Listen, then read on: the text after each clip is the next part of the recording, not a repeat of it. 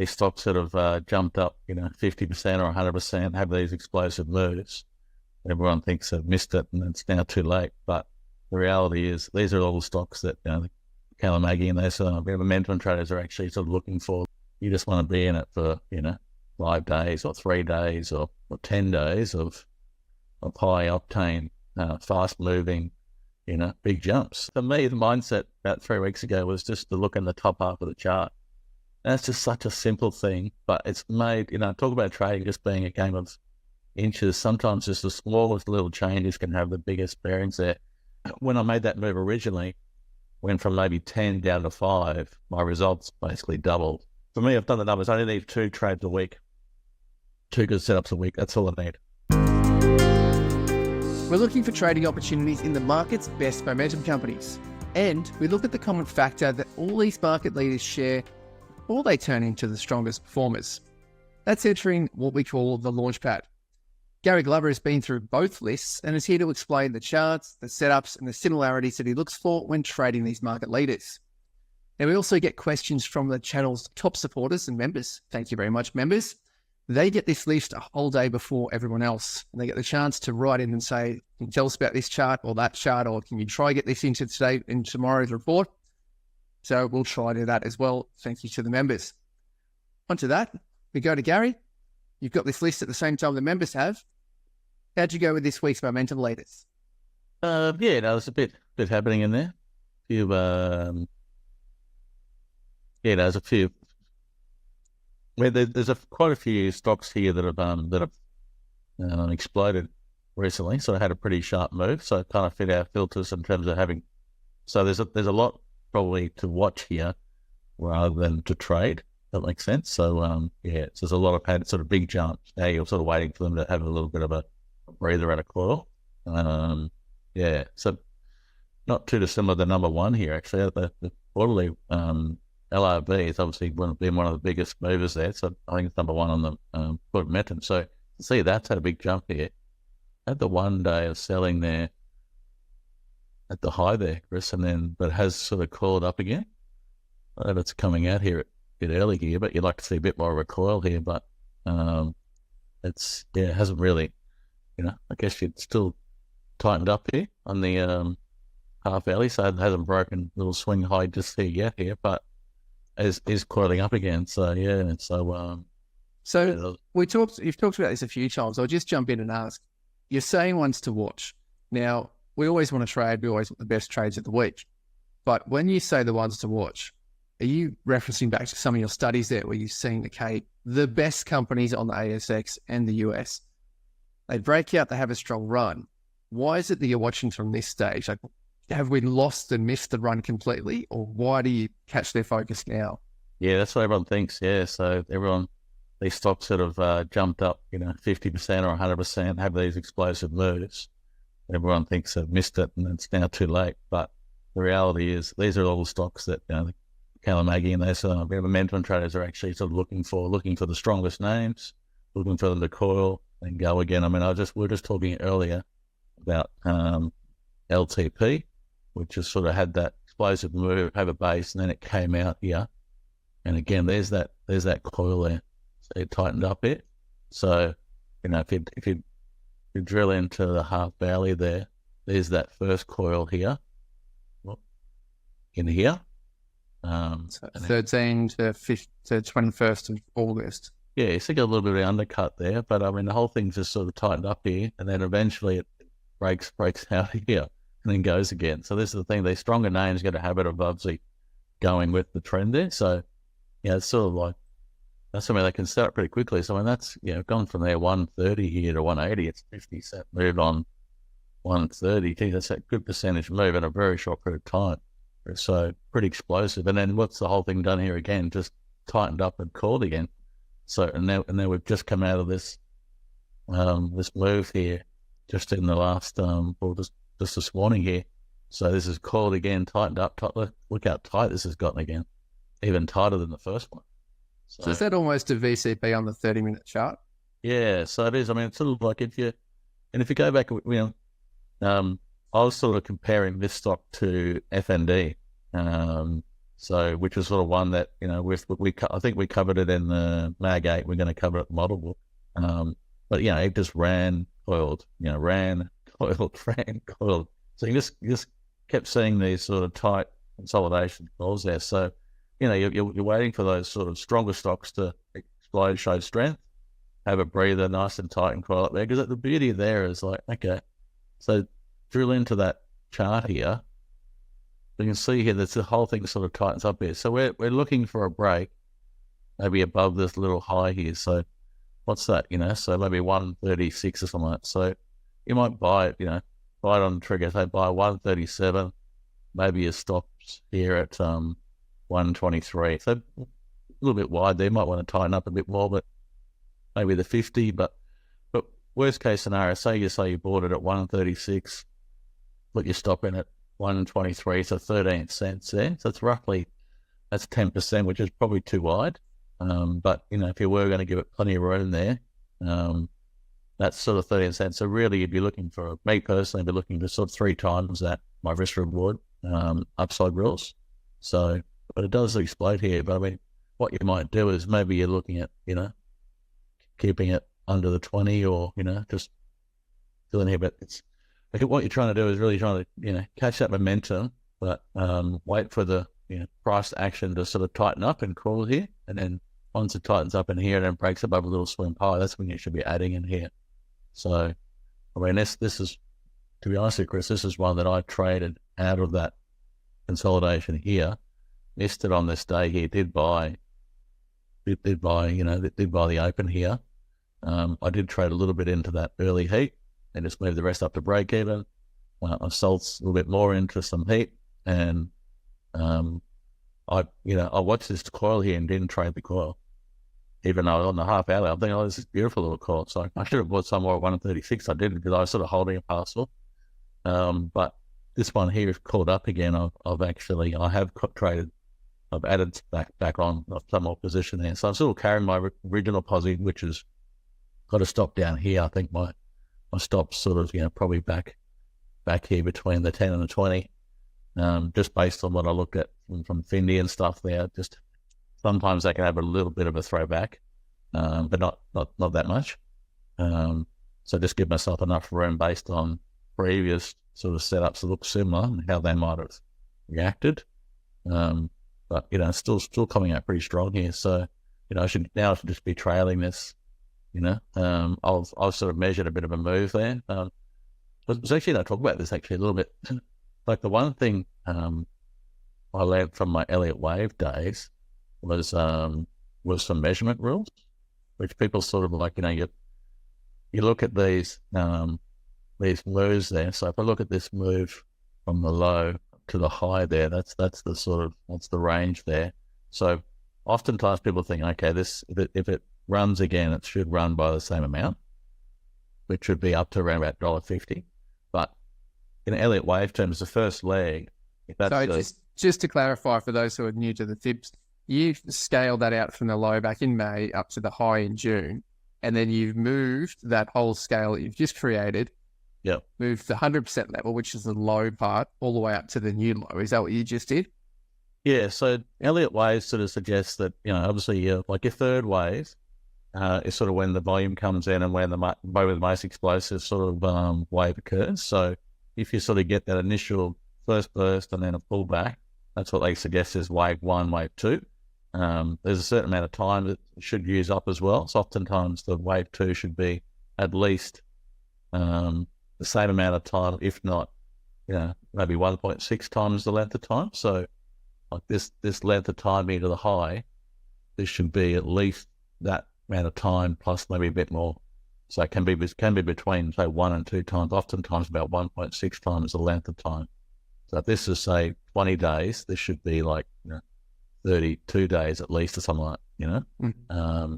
So those are the sort of time rules that you learn of years of doing Elliot wave and stuff there. Look, Elliot wave is not without its issues, but it actually is a really good platform. It gives you an idea as to sort of how stocks move in price and in time. But one of the things about Elliot wave is that, and I've seen this over the years, is that your your wave 3, the one that really takes off and pretty aggressive, and when you see the volume, I mean, the volume is greater here again in this next wave, is that the mistake people sort of make is, oh, this is the first move. I'll use that to project my next move. And that would have had us out at 150. Okay. Well, Elliot Wave says this is wave 3. This is probably going to be 1.6 to say 2.6 times the length of the first leg. So, and that's where probably 80% of the ratio should be between 1.6 and 2. I can tell you that FND that went about 400%. So it was basically the first leg, it went 4 times. It went way past the 1.6 to 2.6. It expanded to like the next ratio, which is rare. That they don't only say 10 or 15% might, or maybe less than 10% might go past that 2.6 in length. But what this told me was that, okay, if the 1.68 is our minimum, what should be up around $2 is Okay. what 1.6 there. So that's probably the first target I should be looking at for this LTP in terms of length. I mean, it doesn't always work there. I think sometimes they can pull up. I've seen them pull up maybe 1.5 times, but it just tells you, it's just I just find these things are more statistical, Chris. It's sort of like, 80% fall in that 1.6 to 2.6 times. But there'll always be some failures in there. Some will go a bit less, some will go a bit more. But it gives you a bit of projection there. And that's, that basic tool has told me to stay in here till at least $2. And then looking at FND, that just kept going. That just sort of like it ran, coiled, ran, coiled, and it went 4 times that first leg. So it can go more. So, but as you get longer and further up, the risks become greater that you'll go through a corrective process. So, me personally, what I'll probably try and do is I might take most of it off, or all of it off if I get my first target. And then what I'll do now is just watch for coils. If it runs hot and then it coils up again, then I'll just wait for the coil and come in and just trade that coil. Just because I feel like I'm sort of getting a bit late. But when this is, I was talking about earlier, the data has just come out there as saying that instead of like, I think 56 minutes for a tablet, they're talking between 8 and 12 minutes nasal spray of getting the effect there. So, it's interesting. So, but yeah, just sort of, That's how you apply the Elliot Wave and measurements into this sort of leader that can have huge momentum drive and wind up. Am I entering too late? Well, no, actually, there can be a lot more legs to it. Yeah, look, there's some interest. I mean, again, theory and Elliot Wave theory, there's some interesting sort of theories in there. There's a lot in there that will teach you bad habits about trading, will lock you in and have you a closed mindset, but just use them as tools to add to your trading. At the end of the day, nothing's infallible. Everything will have mistakes there, but just apply good risk management tools. But they can be useful tools. Some of those projection tools on Elliot Wave are quite interesting. They can give you a sort of, and then just obviously looking, I talk about ABCs, the little 3-way corrections all the time. That's the most common correction in the market. So that alone just teaches you what a normal correction looks like, whether that's like an ABC flat, a square, or an ABC big pullback. It's just useful to know the type of corrections that occur. But again, all we're just trying to learn the odds. So the more odds in your favor, it's When I was listening to Brian Shanahan this morning, who's he's a VWAP trader. So he looks to see a move that's exploded, had a strong move, and then he looks for a retest back to VWAP, holds VWAP, he enters there. That's his style. That's all he does. And so that's his edge. But everyone's looking for a little different.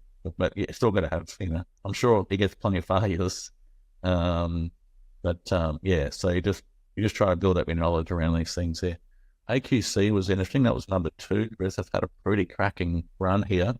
The one thing you will see here is that the volume has lightened off. We had a little BCP there early, a little cup and handles at this point, and then we have broken out, which is pretty tidy, a bit small for me, but you can see here the volume as we've gone up here, volume has lightened off here. So it's getting a little vertical now. So you're probably due for a consolidation soon. But this one, again, it's gone from 7 to 22 here. So it's up 300%. So it's a pretty big move. So we watch that, we're now it's had some okay volume in there.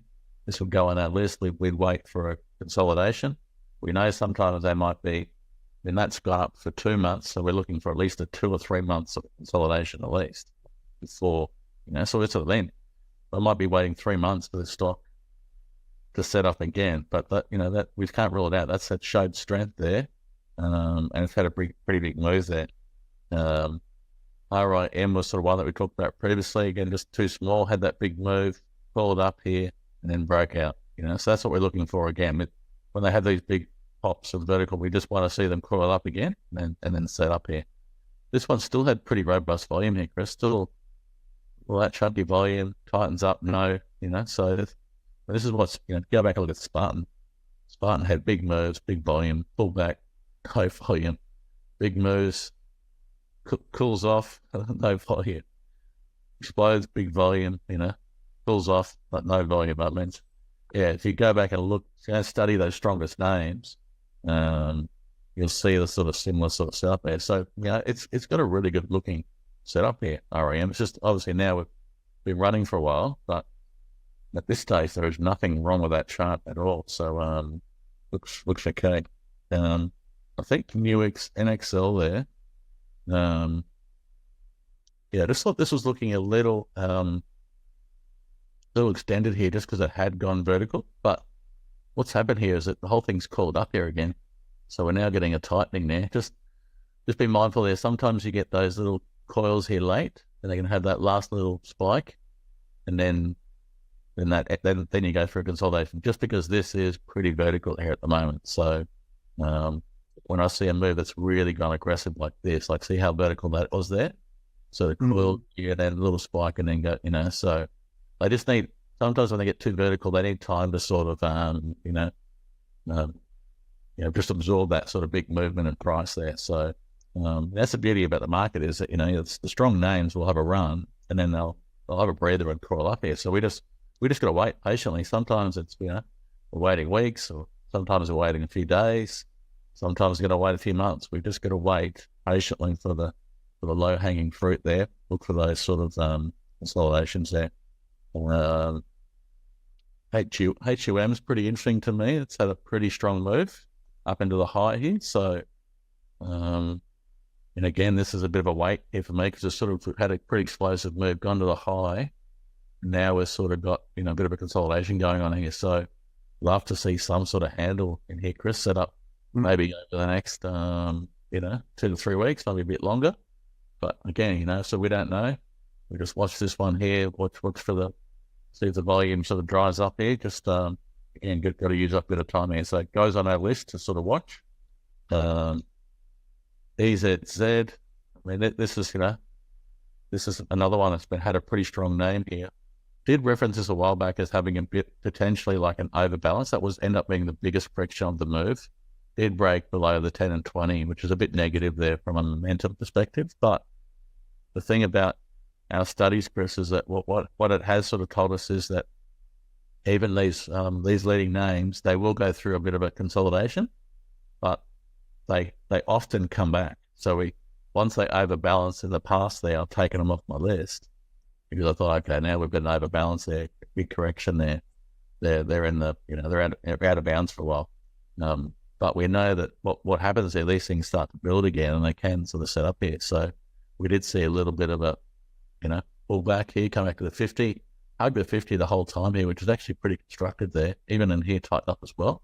And then did break through the high here. So you could have traded that break, potentially that high there, because again, these leading names, they can keep running, keep going there. So just interesting there, sort of, let's say, like I was looking at, I've literally just the last few weeks there, like, potentially probably one of the best rules I've introduced to myself is just the look in the top half of the chart. I've just been focused on that last few weeks, and that's just made a massive difference. Just focusing on those stronger names, sort of, give got away from looking down the bottom half. Just take it out of your repertoire. It'll just, we're seeing here, we've been following the channel for a few, for whether it's 6 months or 12 months or 3 years since we sort of started. You'll know that these leading names, they just stay leading names for a long time. They just keep going up, going higher, keep trending higher. And the trends last a lot longer than you think as well. So it's just the same about trying to buy stocks that are trending down. Trying to buy those, they go lower and lower. So anyone who's been trying to buy lows for the last year or two will know that they just keep going down and going down. So the trends sort of do, like at some point they end, but trying to nail those, it's difficult, You're better off playing the stronger names, seeing that show of strength, wait for the breather consolidation, and then go with it again. That's what all the greats are doing. So look at Calamagi, you look at Minavini, William O'Neill. I mean, anyone who's in the top half of the table in terms of the US investing champions, they're all trading the strongest names on the board. They're all with the leaders. So I mean, you can bottom dwell, struggle your performance, or you can pivot and try and look. I know you got to use risk management, and there's people say there's a bit more risk there, but once you start, using stops and risk management, there, you're playing with the half of the market that's going up instead of playing with the other half of the market which is going down. So just look at the last year, Chris, in particular. I mean, there's a lot of weird stuff here. I mean, I come back at 25 times. That makes no sense to me, but that thing has been going up. That's, even stocks with no earnings growth can keep going up. And has kept going up. So the momentum has been going, and everyone's saying, me included, mate, that's so expensive. In the 20 years I've been in this game, it's really traded over 17.5 times. It really goes above that mark. But, momentum sometimes can keep going. Their strongest moves, they just get, so, sometimes you got to put our sort of fundamentals to the side a little bit, just follow the price action momentum and stick with that. Well, interesting you say about the top and the bottom. So we know we've looked at statistical studies of how long a company or a theme will stay in that top. If you break it down the top third, middle tier, and then bottom third, they'll stay in the bottom third and remain in there for twice as long as the leader will stay in the top. So when you're saying that leaders lead and they just amaze us as how long they're at the top, statistically, the worst companies, the laggards, they actually stay down in that bottom third for twice as long as the leaders stay at the top. There's a lot of change in between, so that's where maths doesn't point that up. That's where the middle tier, the churn, they come out of it, go into the middle tier and come back up. But that's how the laggards stay down there so long. It's just, so when you say like it's making that shift, it's almost like if you're trading that top half where the top momentum is, it's like having wind in your sails as a tailwind as opposed to sailing upwind, which is much harder chore. So, no, 100%, Chris. Yeah, I mean, even the Coppo stays. So if you do want to apply a little bit of fundamentals, there's companies that report well and they act well on the reporting date. Mm-hmm. We know that something like 80% of those, 3 or 4 months later, will be in a stronger position. So it's a good, even that is a good indication as to how well the price moves on reporting date. And we're seeing here that the reporting date there, I'd say, 75% are sort of following a beat to misses, but there's plenty that are actually that are missing and going up, and plenty that are beating going down.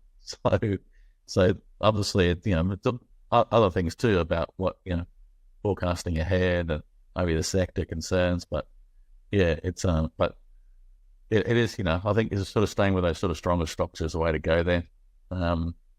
Noticed AIM was on the list there around number 15. So around that, what's it, AI Media there?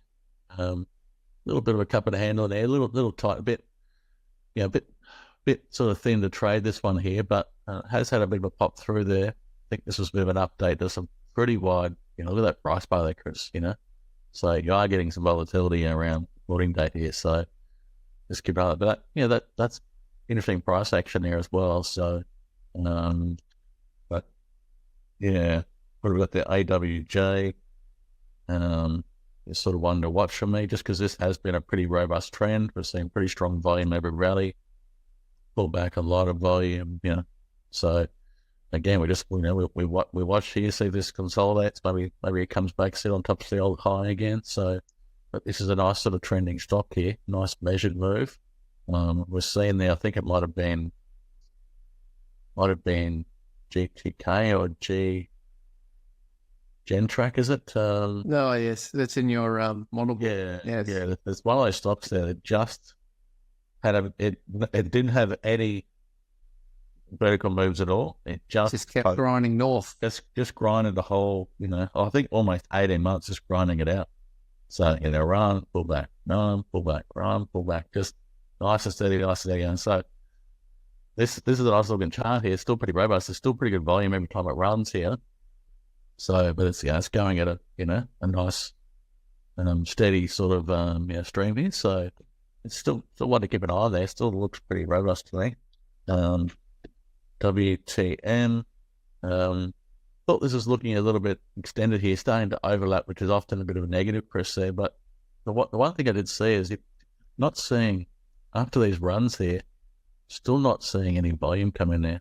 Still a little bit of a volume there, but just drying up here. So even though this has the appearance of a bit of an overlapping, which oftentimes can be a bit negative, not seeing any selling come in here. So this is definitely one to sort of keep an eye on there. We know, those old leaders, they go through a consolidation phase here, but maybe this has a breather for a bit of time. Maybe uses up some time here, but not seeing too much selling there. So that's kind of constructive there. Longer term there.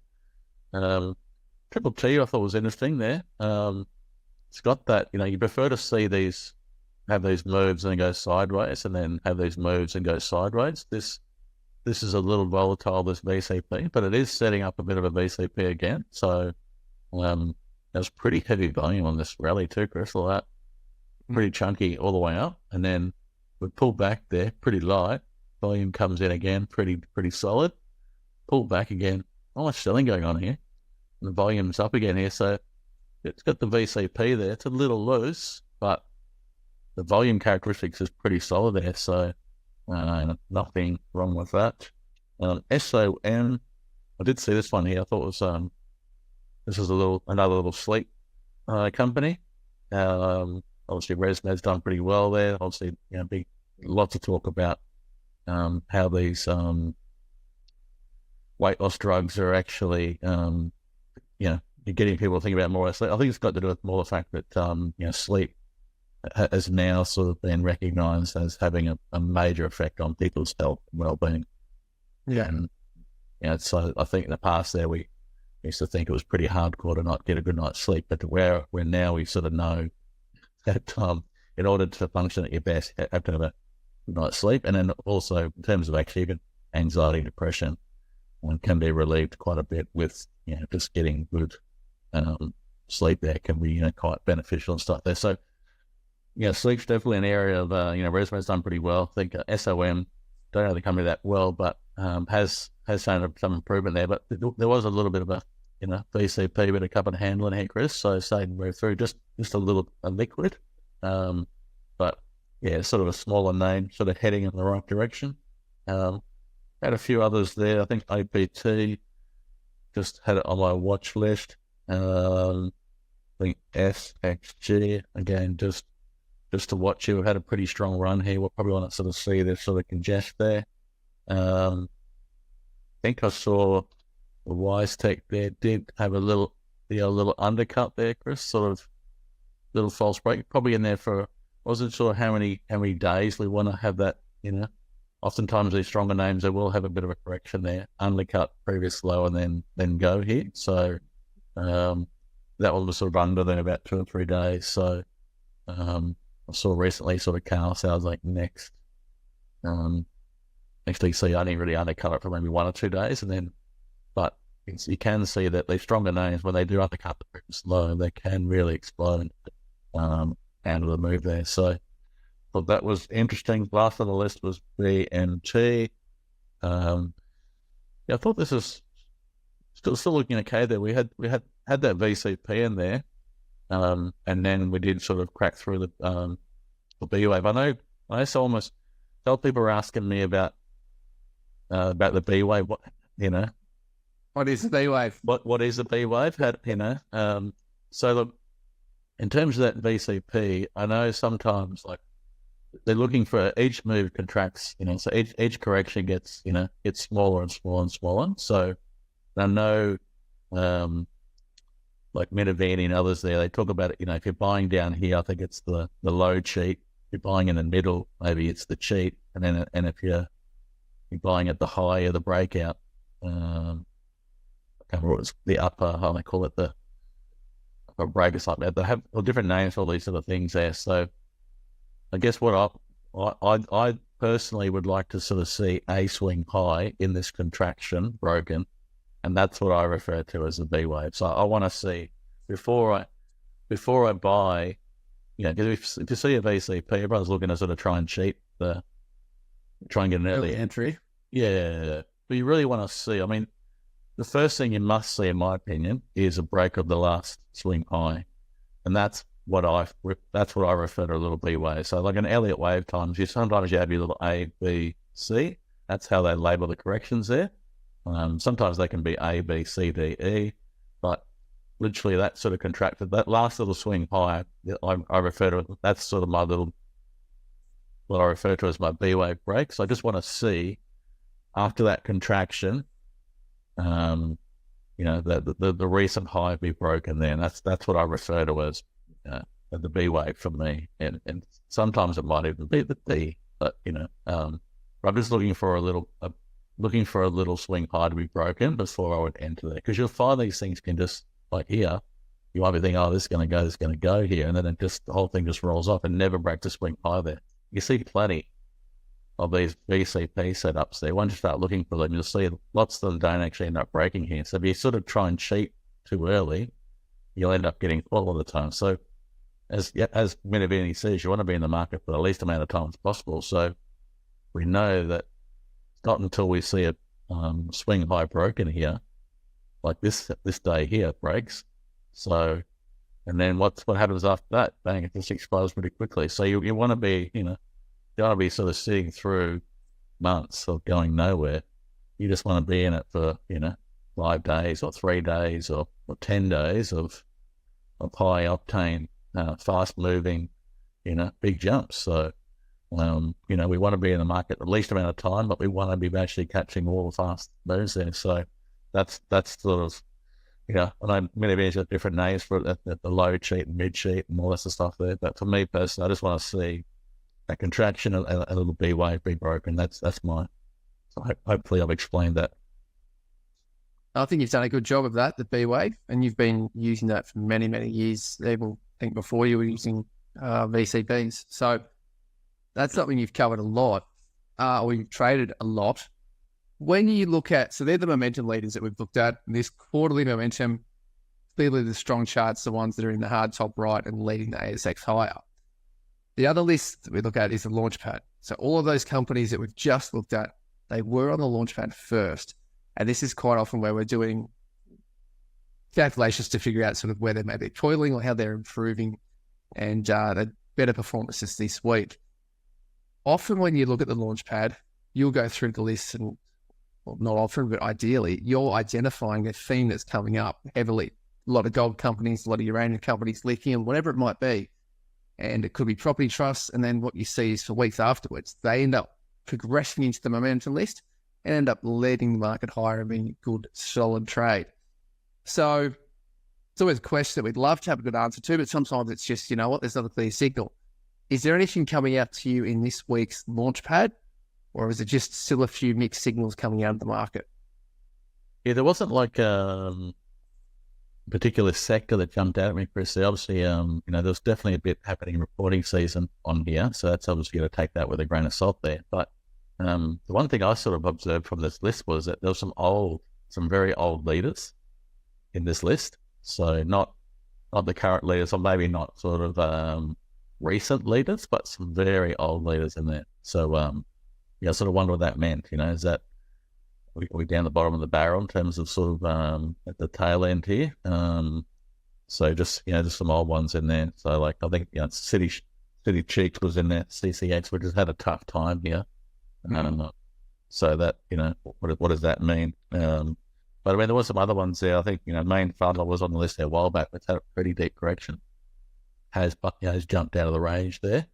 So that's had a pretty good, it's had a bit of a game changer announcement and then run up there. So game changer being, that's why if you get an announcement there, which, significantly sort of shifts view on the company, and then you get some sort of follow through here. So this does look pretty good volume there. So I've got this one marked as sort of watch and wait for some sort of contraction, so you've had an impulsive move. You want to see some sort of contraction there now. This one, so that one definitely goes on the list. Well, just to respond to that, we know from studying this list, the company's not going to show up on this list if there's excessive selling pressure on it. So when you talk about an old leader, so your City Chic or your Main Farmer or whatever it might be, you can see on the chart there, you've got May, June, July, it's got steady pressure and it barely broke a swing high. It might have tried it in July, barely broke a B wave, a swing high on the way down.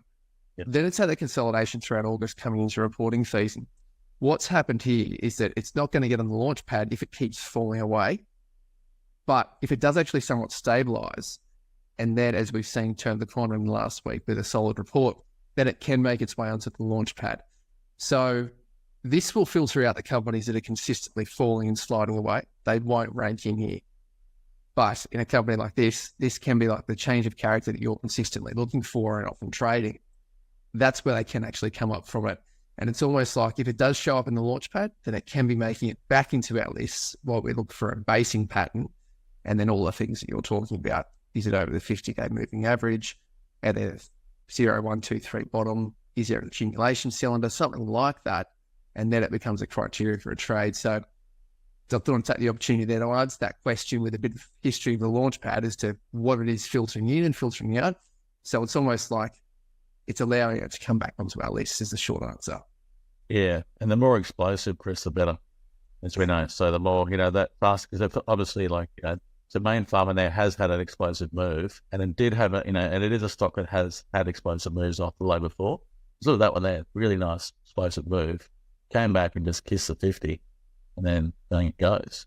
So 50 is a bit further back here in this one, but you're just going to watch and see how this tightens up here. But we know there's got history of that. Whereas, I think the CCX, that's still, I know it's had a bit of a move there. You might be able to argue it's taken out a swing high, but there's, you want to be taking out a bit more of a move. This has not really had a great move here yet. So you really want to see that explosive move. So you want to sort of see an explosive move like this as well. So good volume here, pretty good update the other day.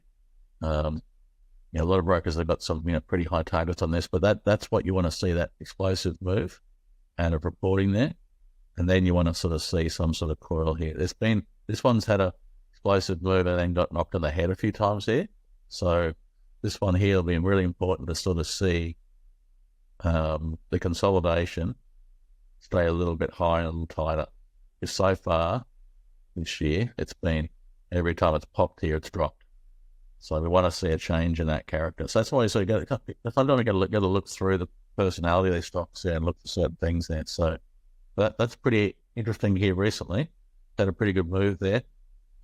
Having followed that coming for a while, it's probably the best annual report they've put out in terms of not only performance, but actually outlook.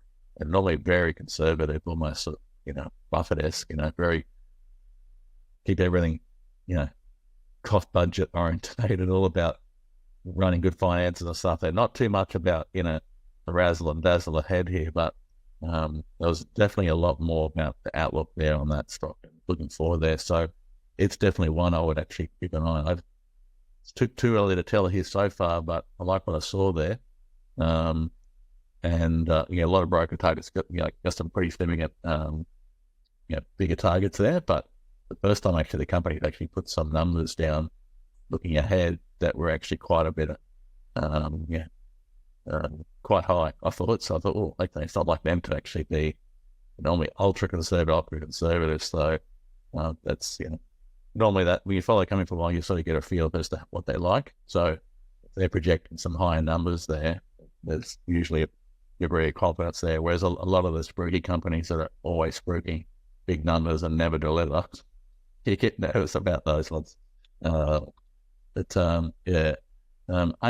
is another one there. It's had a bit of a pop here. Not too much volume here so far, but has broken swing high here. Maybe possible change of character there, but very early.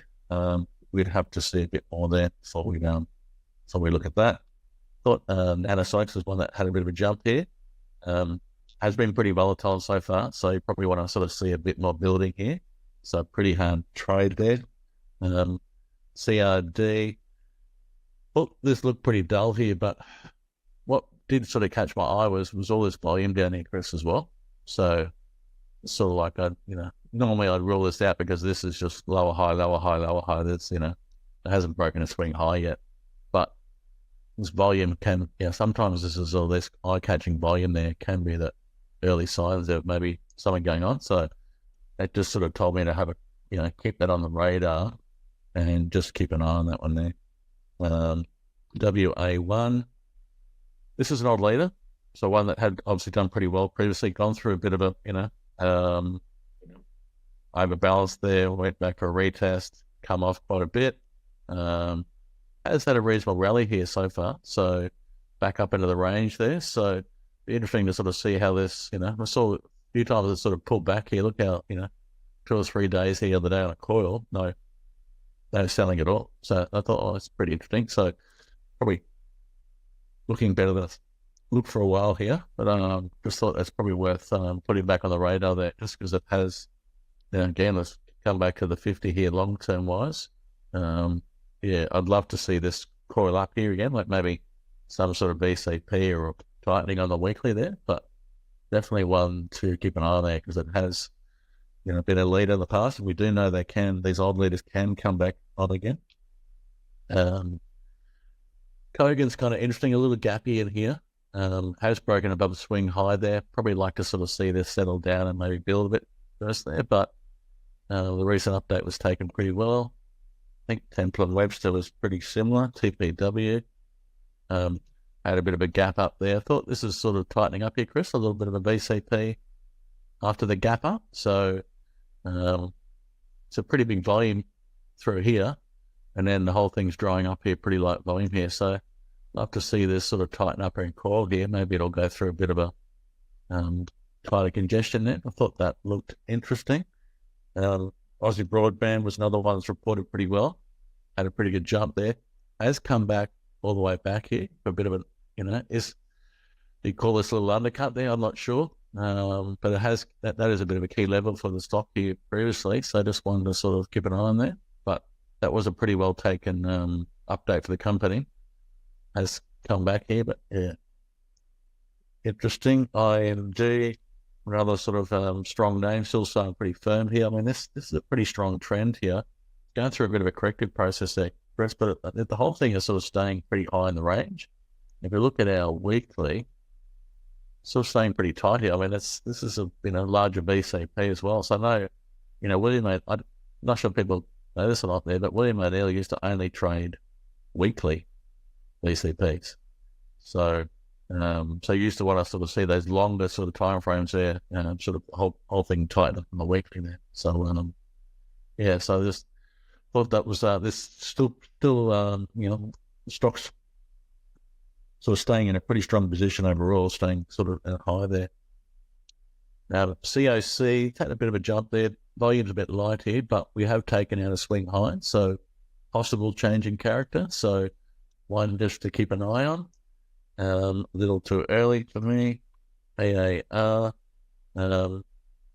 This is what I talked about earlier. When you see that big volume getting chunky down the bottom there, can be signs of sort of stocks about to accumulation occurring there for a bit less. So we had a bit of a pop here, and then a bit of a deeper pullback than you'd like. Probably like to see this sort of hold a bit tighter, but then it did sort of come out here, a little bit of a coil in there.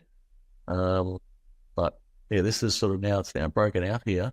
It's a little small here, but that volume is constructive, and then we've had okay volume here as well. So too small for me personally, but do like the look of that chart. BAS, I mean, there's a nice little VCP there, Chris. So first leg up, coils back, second leg up, coils back here with a little ABC. Then we sort of coil up again, getting tighter here, starting to break through. Did sort of gap up there, which was would have been hard to chase there. But has come back, gone here. So interesting setup there. Probably a little wild, a bit loose for me. But did look okay. I think I mentioned TPW.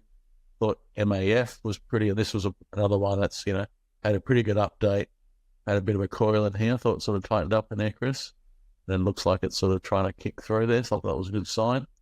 The other one I thought was sort of interesting was SHV. So I don't know. Look, it has sort of sitting here so far, top of the old high.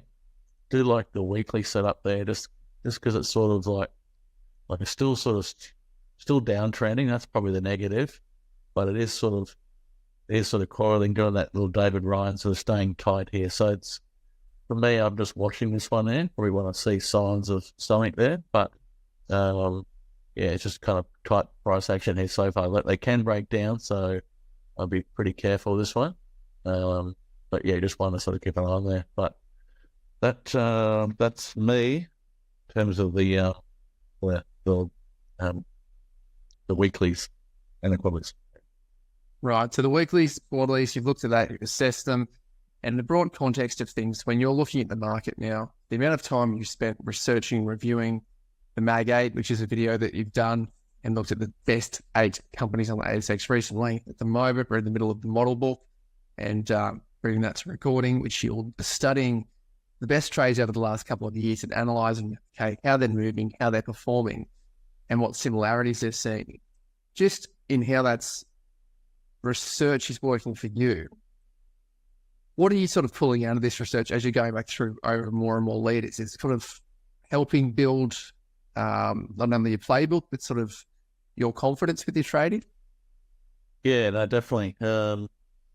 It's funny, I was listening to Ryan Pierpont yesterday, and sometimes the simplest thing said to you can be the most important. It's like for me, the mindset about 3 weeks ago was just to look in the top half of the chart. And that's just such a simple thing, but it's made, talk about trading just being a game of inches. Sometimes just the smallest little changes can have the biggest bearings there. Ryan Pierpont says, if you don't have a plan, get one. And if anyone out there is struggling with their trading, not having a good time of it lately, and you don't have a plan, then you should get one. If you don't have a style, you should get one. If you don't have a playbook, you should get one. If you haven't researched that sort of style in the playbook and have a library of those setups, you should get one. Okay, so I know personally I've narrowed my playbook down, but more specifically I've got my rules and stuff, which are sort of haven't changed too much over the 3 years. But having the library, I would sort of, best advice I can give anyone that is struggling is to basically go and look at 2 setups that you really like trading, that you think have a bit of an edge, and just focus on those 2 setups only. So just for the next month, just trade 2 setups only. Go and do some research, and write a plan around those 2 setups. Write some rules around those 2 setups. Just trade those 2 setups. Go and build a little mini library. So don't get 10 or 20 charts on the past of those setups that you've seen work, and maybe a couple that you've seen not work, and just have a little library. So whether you print them out, whether you save them in a notepad, or I've been saving them in Notion, which really I can just tab through 40 charts, bang bang bang. But saving them there, because then when you sort of start trading that setup, you can go back and refer to stuff there. So I'm trying to trade these stronger names, momentum names. All I'm doing is going back and looking through the library of strong names. And then oftentimes I've sort of found here with LTP, it reminded me of FND. So looking at the FND one, I was trading, might have been sort of ACL and Helios. So I was looking back at some of those charts in the same sector, and looking at some other sort of names and how they sort of set up as well. Looking at just 360. And so I'm trying to look at some old leaders and how they set up, and just looking at some undercuts as well. So just cause you to go back and look at some of those stronger names in the past, how they traded there, and just what you're going to get. Because sometimes we can all sort of freeze up a little bit when we see a day maybe it does something a bit strange there. I know I traded a few of property trusts there recently, which is sort of pretty boring, but most of them done pretty well. But I had one little day of a shakeout. It caused me to tighten up one of those positions I got stopped out on. But if I just go back and probably had my library there to go and check them out, you get your one little day shakeout, but shouldn't move there. Oftentimes around reporting day, you might get a jump and then jump back the next day. So we know we're going to get a little bit of volatility around those times as well. So just having that library there just gives you the real setup there. And I know me personally, I'll sort of build up probably about 40 stocks in my VCP library. I'll just keep updating them as I go through. When I see the VCPs, I just sort of came through some of the bigger names, some of the smaller names, sort of momentum, maybe some of the, and just basically what you're looking for, volume, the movement, suggestion, you'll get a few little throwbacks in there. So that's the best advice I can give you, is just, if you haven't got a plan, get one. If you haven't got a library, get one. If you haven't got a style, get one. And if you haven't got a playbook, put one together, keep it nice and tight, and away you go. Just build from there, because then if you get one or two good setups and a really nice tight playbook, and it starts to do pretty well, you'll get more confident. Then you can sort of start to build on that. But I know in the past, I did this a couple of years ago, Chris, had my sort of playbook there and had a really cracking couple of years there. But I think my playbook and my rules sort of, I allowed myself a little bit too much sort of freedom, and I started to venture a bit wider than maybe my original plan was there. In the last few months, I've really gone the other way. I've actually narrowed my playbook even tighter than it's ever been, and it's narrowed my focus even more. And it seems to be so far. I mean, when I made that move originally, went from maybe 10 down to 5, my results basically doubled. So, now I'm sort of down to 4 setups, and like, to be honest, 3 of the setups, 3 of them are probably they're not going to set up very much. So they're sort of like 3 out of my 4 setups aren't going to set up there running. Probably one is going to give me, for me, I've done the numbers, I only need 2 trades a week, 2 good setups a week. That's all I need. So, if I balance it out, I'm looking for the 2 best setups every week. That insight's massively helpful, because 2 setups a week, a lot of people are consistently asking, well, how many trades do you put together, and am I trading too much or too little? We're doing the same style. I'm doing the same filtering. I'm looking for VCPs. I'm looking for the same top quadrant, so the top right of the half, the top half of the chart. But am I getting too many signals on run-up? So that's really, really helpful insights. And then also, when you're looking back over these last couple of months, you've been really doing a heavy amount of reviewing. Has that probably been the best takeaway from you building the playbook? That's kind of having the plan, building the playbook. That's your key takeaway from all of that research over the last year, I guess, of really studying it. Yeah, do that. And then, I mean, obviously, once you've sort of got your playbook, and once you've sort of got your style and rules, and then, and your little bit of it, your library to sort of, to use as a guide, then start reviewing. Because that review process is like, that is so revealing. It just reveals what you're doing right, what you're doing wrong. And to me personally, it's caused me to tweak my rules a little bit. And it's not, I've gone through, actually, I've updated all my my commandments of trading, my trading protocols, and my trading plan and my playbook. But I've only just made a few little subtle, small changes there. I've just tightened it up. So it's not massive changes there, but that just tightening up a little bit there has made a significant impact there. So it's then that's all from reviewing. Just my review sort of told me that I was wasting my time with one of those trades. I've taken it out. One of the other trades that basically says, you should just be trading in the top half of those rather than the bottom half. So taking that out. And my other sort of setup was basically, okay, of that setup, there's some great setups in there, but most of the best ones look like this. They don't look like that. So I've taken that out. So I've only done that from reviewing. all those trades and sort of seeing that. And then the other thing for me personally was I was sort of cutting a little bit, get the big jump and move, and then I probably tend to take my profits a bit quickly. So I've tried to introduce there now, I can scale up pretty quickly into a trade. I'm selling into heat pretty, that sort of 3 or 5 days move, I'm selling into that. So what's been hard for me is hanging on. So I've sort of tried to create some rules. So let's sell half into that early heat, and then try and hang on and trail the balance and just see what that does. Well, they're the key insights that Gary's taken from reviewing the leading trades. We're going to put us on the screen, the thing that instigated all of that, where he did the Magnificent 8. And we'll come back again next week to see what Gary pulls out of the list. Thanks, Gary. Thanks, Chris.